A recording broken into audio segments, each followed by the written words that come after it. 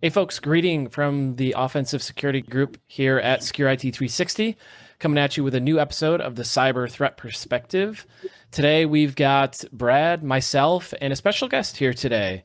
I'm going to let her introduce herself in a minute, but as always, if you find this information useful, if you get value from these episodes, please rate, share, like, subscribe, all that good stuff. It really helps us out. So today we're going to be talking about people. Cybersecurity people. That's essentially, cybersecurity in itself is a 0% unemployment rate right now in cybersecurity. It's a very hot field. It's great job security, great pay, great mission throughout the industry. But what comes with that is a high amount of competition, right? Individuals seeking jobs, seeking cybersecurity jobs can be very difficult to break into the industry and to move to a different position once you're at a company. So today on this episode, we're talking with Misty Stacy, who's the managing director of Tested Cyber Talent, and I'll let her introduce herself a bit more, but she's really on the forefront of helping cybersecurity professionals find their way into cyber, transition to a different role, and everything in between. So Misty, welcome to the show. Thanks for joining us. Thanks so much. I appreciate it. Yes, my name is Misty. I am running Tested Cyber Talent. We have a team of well-versed recruitment that has a lot of combined experience, and we focus primarily on cybersecurity positions. So that being said, a partnership of mine that exists currently is with Secure IT 360 and these gentlemen here. I currently provide all of their recruitment for their placements within their own cybersecurity consulting firm. So thank you for having me. I appreciate it. Awesome. Yeah, well, I've actually leveraged Misty to great success for my most recent addition to my team. So I can vouch for when it comes to stuff like that. So the first question that I would have for you, which I think is probably on everyone's mind that's paying attention to this subject, is, I am a candidate, right? I want to be a cybersecurity person, right? Every time I talk to somebody out in the wild, if you will, they ask that question: how can I get in that field? So what would you say to somebody who wants to get into the cyber field?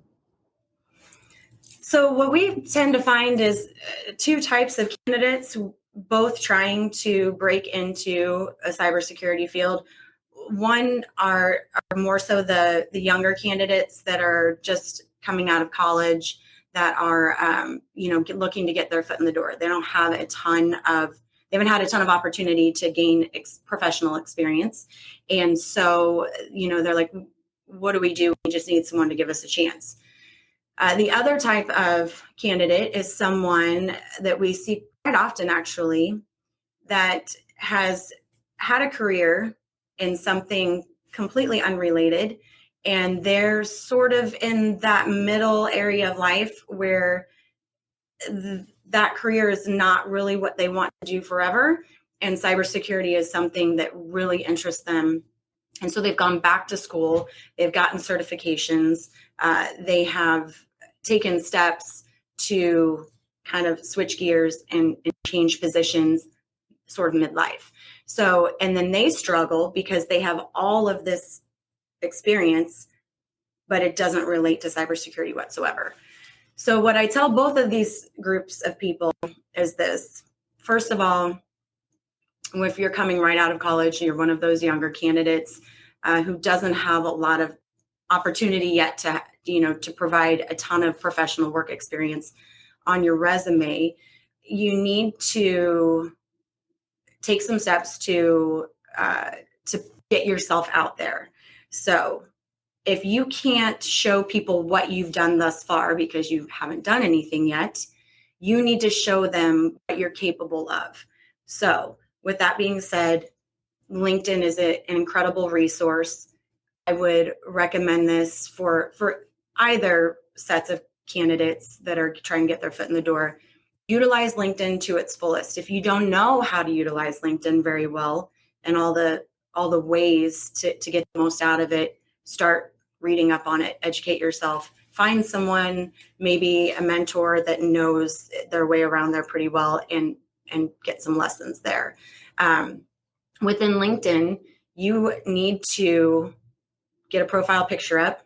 You can actually put a banner on that profile picture that says open to work, so that everyone knows that you're on the market and looking. Secondly, you need to fill out as much as you can on your LinkedIn profile, detailed, descriptive things that showcase your best qualities, both professionally and just education-wise, anything you can put on there. And then also, you need to upload a resume onto LinkedIn.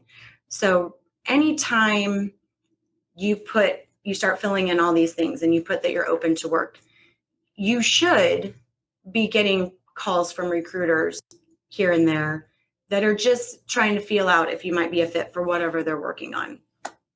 If you're not getting any recruiter engagement whatsoever after a few weeks, you probably need to reevaluate what's on your LinkedIn and how you can present yourself in a better light, a more attractive light for as a candidate. So something else about LinkedIn, you can join network groups. There are a million. I know Brad is a part of a ton of various networking groups, and Spencer, I'm sure you have a list of your own. You guys might be in the same groups, but they offer so many professional groups where you can get your name out there. You can let people know that you're looking, that you're available. You can talk to people on the side within those groups. Sometimes recruiters are parts of those groups as well, and they are posting positions within the groups. So join as many of those LinkedIn groups as you can that are relevant to what you are wanting to do, and utilize LinkedIn to its fullest. Companies post jobs on LinkedIn. You can actually purchase part of a service from LinkedIn that allows you to apply to things and work with LinkedIn in a different way that really helps you market yourself. You can go as in-depth as you want with it, but it's a huge resource. Another job board that is very good for IT and cyber positions is dice.com. Now, I think it's a little pricey to have a membership there, but at minimum, you can post your resume on the site and pray somebody contacts you. So those are two really good avenues. If you're looking for things on like Indeed.com or Career Builder or things like that, most, not all, but most of the companies in cybersecurity do not prefer to utilize those particular job boards because they don't focus on any one thing, and they get an influx of candidates that honestly really aren't a good fit for what they're needing anyway. So they end up having to flesh out a lot of the resumes that are not going to be a fit whatsoever. Sure. So I would focus on the positions, or focus on the job boards that are cyber or IT specific, and focus on the networks that are cyber and IT specific. And try to get your name out there as much as possible. So I have a question. So one of the things I've always wondered about is, I encourage people to go out and participate in open source projects. So like writing code and putting it on GitHub and putting their name on certain projects that they can reference in their resume and on their LinkedIn profile. Do you find that to be beneficial at all? Absolutely. I have clients that I work with that specifically ask me for coding samples on things like GitHub. I've actually had candidates that have been passed over for positions, not because they weren't qualified, but because the client didn't understand why they couldn't provide code samples. And really the candidate's response was, I just never have really done that. Right. Unfortunately for him, he was qualified for the position and he probably would have done well, but the hiring manager wanted to see more, and he couldn't provide it. So he was passed over for that. Anything that you can do to get your name out there, GitHub, network, anything where you can show your work is highly recommended. Fantastic. Okay. So I think that's really good. Another problem that I frequently hear about, and I suffer from this, how do you format your resume? I mean, like, is there a do's and don'ts, like, are there certain things that you should or shouldn't include? Because, like, for example, I never wanted to include references, because the last thing I wanted is, 20 people calling my old boss or even my current boss saying, hey, how good of an employee, is Brad? Because, well, one, they're going to say he's horrible, but two, they're going to say, why are all these people calling me and why are you giving out my info? So what are your thoughts on both of those? Yeah, so that's all very valid. The references, especially. Resumes are a big deal. And the best way to impress a recruiter or an account manager working with a recruiter or a hiring manager is to have a well-written resume. Now, well-written resume doesn't mean it has to be fancy. A lot of times people will they want to stand out, right? So they start doing all this fancy stuff, right, on their resume. And no, for lack of a better way to put it, they don't care. Hiring managers don't care. What they want, they're very busy people. And, if you were in marketing or if you were in, something that was a more creative field, it might be beneficial, yes, to do graphic design, things like that. It might be more beneficial to add some of the flair. But in terms of IT and cyber, these hiring managers are incredibly busy with their own tasks, and they are looking for clear, concise, detailed information, right? So aesthetically pleasing, meaning easy to read. So don't worry about the fluff. Also, hiring managers can tell right away when you're being real wordy to sound good, but there's no substance there. So I always tell people a basic, like, formatted resume should look something like summary and objective of what you are trying to accomplish, what kind of a position you're looking for, first off. Secondly, they are looking for, if you're in IT and cyber, a skill set. You can put a skill set column underneath that. If you have some, formal education that is impressive, bachelor's degrees, master's degrees, go ahead and put that education there. If you are lacking some of those things and you have certifications instead, that's not bad, especially in cyber. Certifications are they are sometimes valued more than a master's degree in cybersecurity. So list all of those things and put your education at the forefront. Now, if you don't have a strong background in the education and you're relying more on your experience within your resume, then put the education at the bottom of your resume. You don't need to showcase what you're lacking, but anything that is strong, put there in the front. So you've got your summary or objective, skill set, education, and then go into your professional experience. From there, you need to make sure that you include where you worked, the city and state that the company was located in. If you were a remote position and the headquarters were in Orlando, Florida, and you were in Kansas City, then you would put that the headquarters were in Orlando, Florida, and then you would put remote in parentheses if you were working from Kansas City. But they want to know where these companies are, what city and state. So if they want to Google where you've worked before to see kind of what that company did in relation to what you would be doing in this position, they're not coming up with, Dan's Geek Squad 45 times nationwide because they don't know which one it is, right? So sure. City, state, and then also you need to include your time there. And this is an important point I want to make. I often have candidates that will list just the years that they were at a position. The problem with that is that hiring managers, they want to know how long you've been somewhere. And if you put 2000 to 2001, that insinuates you've worked somewhere for a year. However, if you started in December of 2000 and left in February of 2001, that's obviously a very different time frame and somewhat misleading.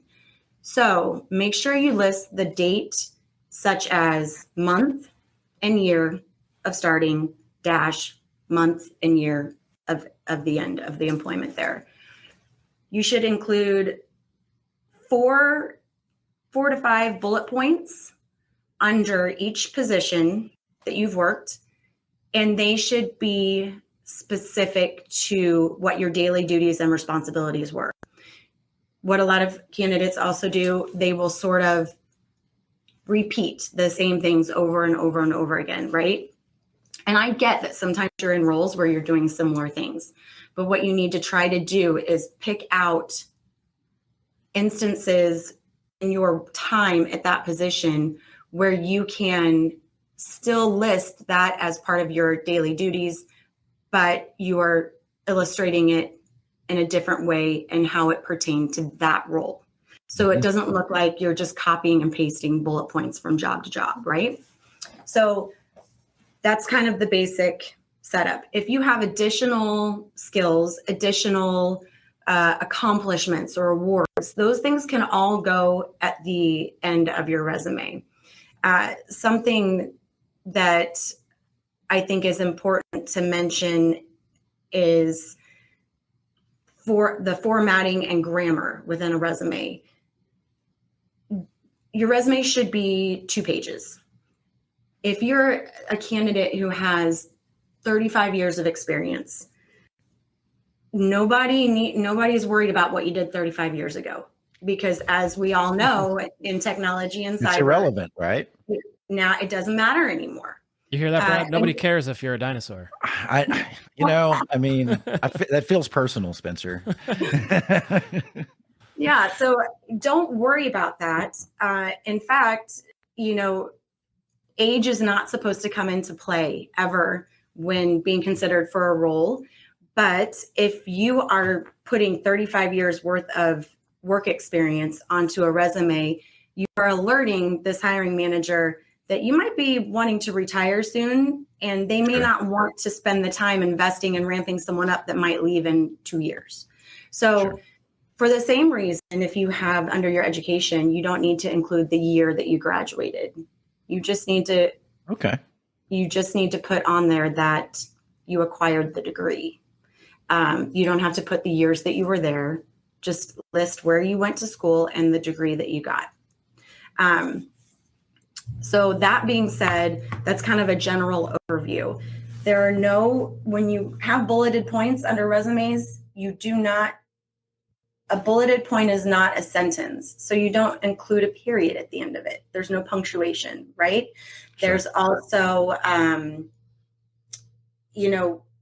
when you are listing your responsibilities and daily duties in your current position, it's what you're doing now, but you're on the job market looking for something new. Everything should be written in the present tense. So you can say things like, let me think here, facilitate meetings for a team of 5. However, if this was a job that you had previously, you should be speaking in past tense. So facilitated meetings and led a team of 5, right? Those are little things that you probably don't think mean a lot. But if I get a resume that is easy to read and is grammatically correct throughout, I'm like ringing a bell. Yeah, I would tell you. I'm the same way, right? Got it together. Yeah. So as a hiring manager, there's no doubt, right? Well, I look at it kind of almost from the other direction. If I get a resume that has inconsistent punctuation. Like that's a pet peeve of mine. If you're going to do a bulleted list, either don't put periods or put periods at the end of those. I don't care, but be consistent. And so, it's little grammatical stuff like that is kind of a turnoff. And even if you're reading that resume and you're like, wow, there's some good qualifications here. This is somebody I might want to talk to. And then their tense is inconsistent in the same paragraph. And you're like, do I really want somebody on my team that doesn't understand grammar? Because report writing is a massive part of our job. And if you can't use the English language in a concise way, there's going to be some work that I have to do on you as a candidate once I bring you on board. So you're right. It is a glimpse, and you only get that one chance and 2 little bitty pages to make a huge impression. And it shouldn't be the impression of this person doesn't know when to use periods. Well, exactly. It shows a lack of attention to detail as well. Mm-hmm. And it shows that if you, as a candidate, the hiring manager needs to know that they can have you, if needed, you can correspond in written communication with not only your team members, but maybe clients, maybe other departments. And they want to know that your soft skills are where they need to be also, which is your oral and written communication. So pay attention to those things. It doesn't seem like a lot, but it matters. And I have a lot of people tell me, well, I'm sorry, I'm not a resume writer. And that's fine. You know what? Hire one. Yeah, you can get one for like $5 on Fiverr, right? I get it. It's a joke. It's a joke. But there are templates all over the internet. Yeah. Everything these days is at your fingertips on the internet. And when someone tells me, I'm sorry, I'm not a resume writer, what that tells me is I didn't think it was important enough to ensure that I am putting off the right first impression. And Yes. I am not someone who will take matters into my hands and figure it out on my own. That's what whether a candidate means for it to come across that way or not, that's immediately what I think. Now, if someone has amazing experience and credentials and education and all the things, right, and their grammar is a little hit or miss here and there, I'm not trying to imply that they're going to be thrown out because, they put too many periods down. But Sure. it is definitely a situation where you may not think it matters, but it actually matters. Like Brad said, you have one chance to make, this is your first impression on paper. Yeah. So make it good. So, I used a recruiter 100 years ago when I got my first big corporate security job in the cyber world. And so one of the benefits of that for me was I didn't have to write my resume, right? Like I gave this dude a resume. It was awful, by the way, and he made it beautiful. And then he successfully placed me in a great position. So I would imagine that's a benefit of working with a recruiter. Again, that was the first and only time I ever worked with one, for placing myself. What are some of the other benefits for candidates in working with the recruiter? Well, I think that candidates sometimes, I think that they don't really understand what the relationship is supposed to be, first of all, with the recruiter. So if you have your resume out on job boards and LinkedIn and things like that, and you're getting a lot of calls from a lot of different recruiters for various positions. And if you're a good candidate, you have a lot of calls. So I think that it's important to be honest with your recruiter. I think that there is a concern or a hesitation for candidates to be forthcoming with information because they're worried that they may say something wrong and then the recruiter's not going to want to put them in a possible position that they may like. Right.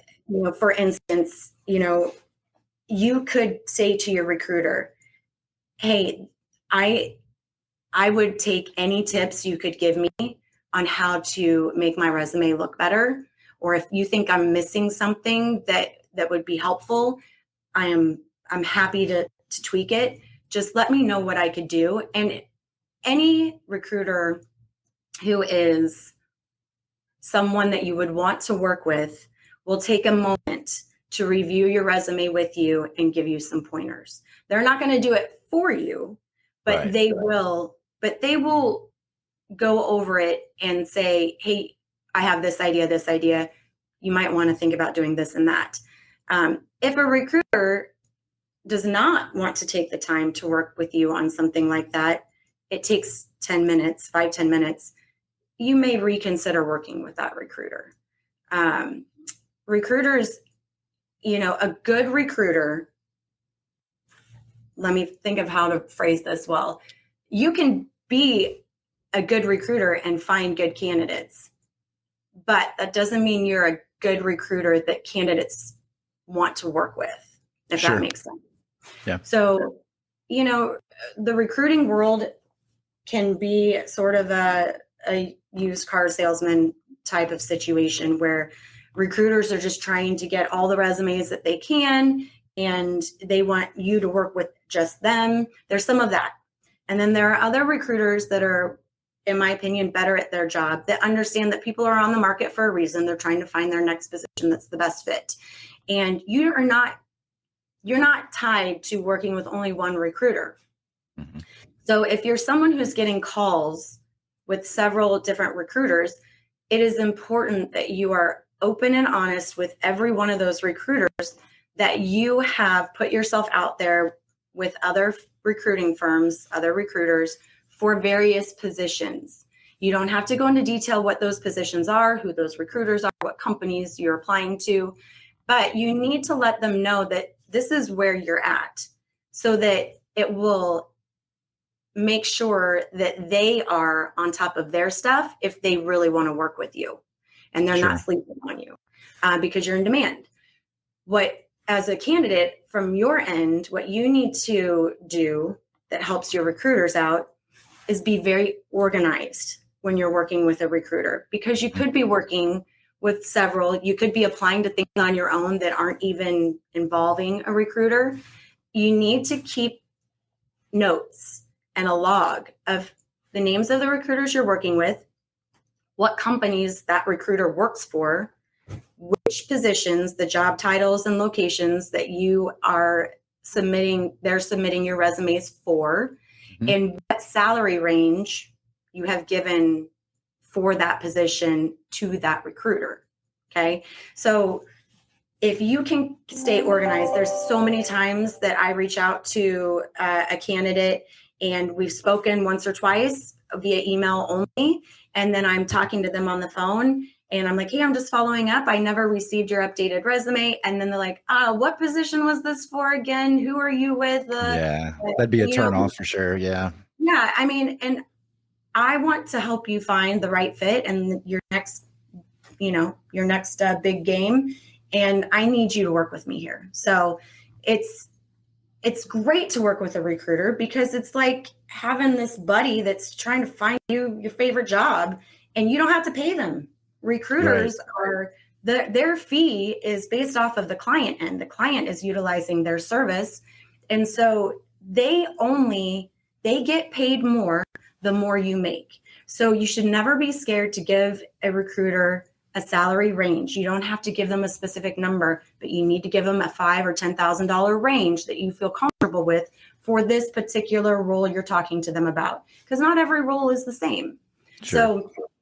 So I would tell people to understand what what a healthy recruiter candidate relationship should look like, right? Yeah. And be candid and honest with your recruiter, and trust them to have your best interests at heart through the process. Yeah. And I think it's just helpful to have somebody in your corner, right? Because I know, I haven't spent a ton of time shopping just because I live in the cyber world, but in the few times that I had put resumes out there, I felt like I was throwing my resume into a void. And I had no idea if I would ever hear back, if I applied for 20 jobs or 2, or, and so having someone like a human being that you can talk to and say, hey, where are we at on these 3 opportunities we talked about? And also I would like to imagine, and this is from a hiring manager perspective, I trust recruiters a lot more to bring me quality talent than I do. And no offense to any like corporate HR department out there, but I'm going to trust you more than I'm going to trust the HR guy who's just sending every resume that has cyber in the title. Right. And it's nothing against them. They just don't have the skill set that a dedicated cyber recruiter would have. And so, I just feel like the quality of candidate I get from someone like you is going to be infinitely higher than just like, feeding from the funnel that is the internet. So, Sure. I think that's huge on benefit on everybody's part. Like everybody literally wins when there's a recruiter involved, in my opinion. So Definitely. And something I want to touch on that we were talking about with resumes, I wanted to touch on the references question that you had about yeah, providing references. So you don't have to provide references immediately with your resume to a recruiter. You can put at the bottom of your resume references available upon request. Mhm. But if you're going to put that on your resume, you need to have a list of 3 to 5 professional references, not Billy, your frat brother in college, who's your buddy, who's going to tell him that you're amazing at everything. You need Yeah. someone, a colleague, someone you've worked with, someone you've reported to, someone who will vouch for you having shown up to work on time every day, and how great of a job you do. You hear that, So Spencer? You actually have to come to work. Oh, shoot. yeah, or work from home. Right. But yeah, Work so- from home. I like it. work from home. So yeah, it's one of those things where you can do that because, as Brad mentioned, a lot of candidates don't want people calling their references all the time. And I'll be honest, a lot of times there are some recruiters that will call your references, even if you're not to a point in the process that they Mhm. think you're going to be offered the role. They often are looking at your references for leads. Okay. I didn't even know that was a thing. That's a Gotcha. thing. It makes I'm giving sense now out- that you say it, but it never would have I'm occurred to me. giving out some tricks of the trade here. So my fellow recruiting firms are going to be like, thanks a lot. Yeah. But I don't do that. So I don't check. I might ask for references after the first interview because that's where we are in the process. And then as soon as a second interview is scheduled, that's when I start checking the references, so that when my client says, hey, do you have references on this guy or girl? I can say, yep, checking them right now. Actually, this is the step in our process, and I already have them in hand. So Nice. you never want to say, oh, hold on, let me go get those references. Like you had no intention of getting them. But also, to Brad, to your point, your people don't like to give references sometimes because there are people calling them nonstop. And if it's not an actual viable opportunity, don't bug people's references. Agreed. So starting to wrap things up a little bit, what are any kind of last minute tips, pointers, if you're, on the way out the door and you're like, hey, by the way, what else do you have for folks? All right. There's a lot of little things that you can do that will help you help yourself. Mhm. For instance, we're doing a lot of work from home, a lot of remote work these days. There's a lot of interviews that are being conducted via, Teams calls, Zoom, whatever. Respect the fact that you are still in a situation where you're in an interview.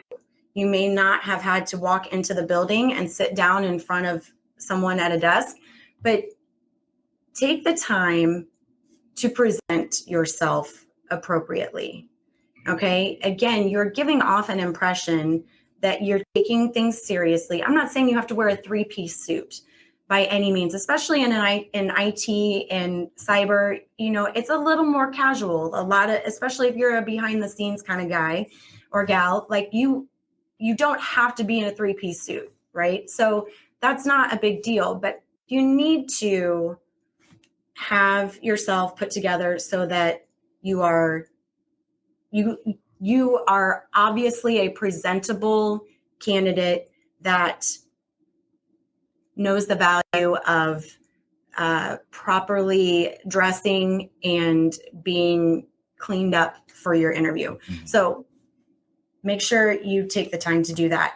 That's one thing. The other thing is be on time. Yeah. Be on time. Confirm when a recruiter or HR or whomever sends you a calendar invite. Confirm that you received that calendar invite. Don't just say, oh, yeah, I see that, and it's noted. Let people know that you're engaged.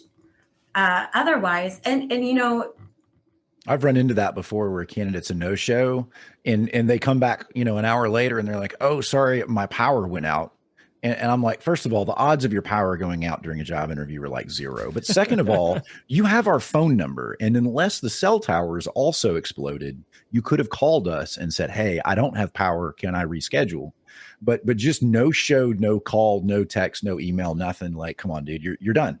Out of the gate. Oh, for sure. You know, no, what's the thing? No call, no show, no job. Exactly. Sorry, what it is. Yeah. And it doesn't matter what exciting excuse you give us. It's likely not going to work out if you couldn't at least shoot someone an email or make a call.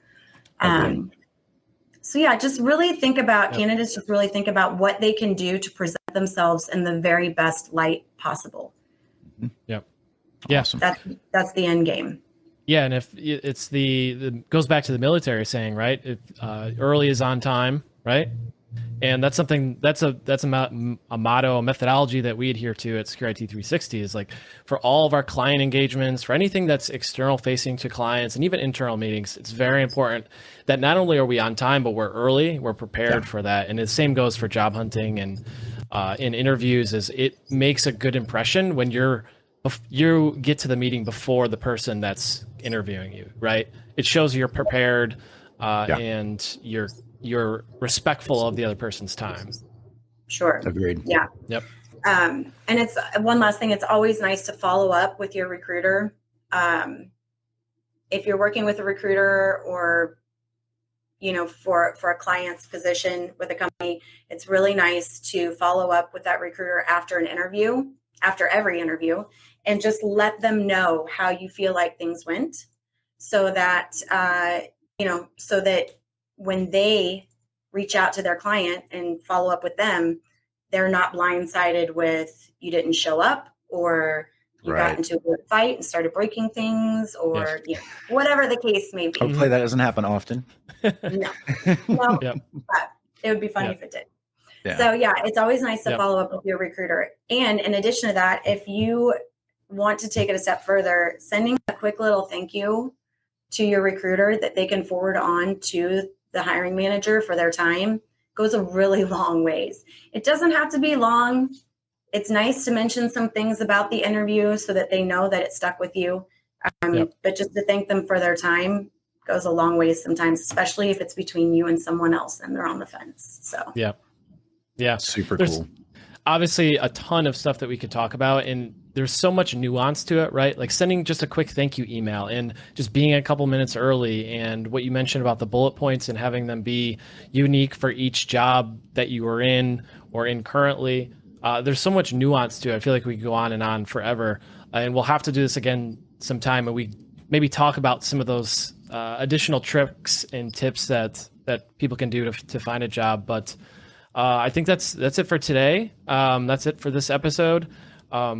If people want to reach out to Misty, you can see we've got the website up on the screen. And if you're listening to this, it's testedcybertalent.com. And Misty, let everybody know where they can find you. You're on LinkedIn. I mean, you're all over the place, right? Where can people find you if they are looking for some help?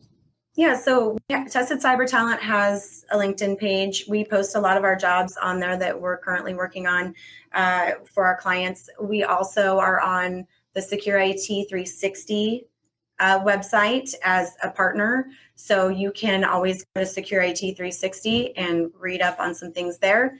And then you can always reach me via email that's at the bottom of the screen. But then also you can always send a message via LinkedIn as well. Yeah, awesome. Cool. Great. Well, thanks, Misty, for coming on the show today and talking to us about cybersecurity jobs and getting a job, breaking into the field, and all those good things. If you're listening to this and you enjoyed this episode, if you want to hear more from us, please share this with your friends, family, coworkers, all that good stuff. Rate, subscribe. We appreciate it. You can check us out on offsec.blog. It's our website. And that's it. Thank you and have a great day. Thank you so much, guys. I appreciate it.